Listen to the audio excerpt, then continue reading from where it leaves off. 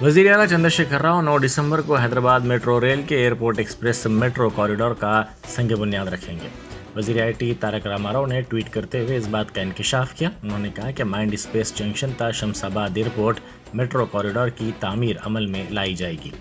31 kilometre کی تعمیر پر 6,250 کروڑ روپے صرف کیے جائیں گے۔ انہوں نے مرکزی وزیر شہری ترقی ہردیپ سنگھ پوری کو مکتوب روانہ کرتے ہوئے حیدرآباد میں میٹرو کی توسیع کی خواہش کی تھی، جس کے لیے فنڈز الاٹ کرنے کی بھی انہوں نے درخواست کی تھی۔ دوسری طرف انہوں نے واضح کیا کہ مرکز کی جانب سے فنڈز فراہم کیے جائیں یا نہیں، کسی بھی صورت میں میٹرو کی توسیع کی جائے گی۔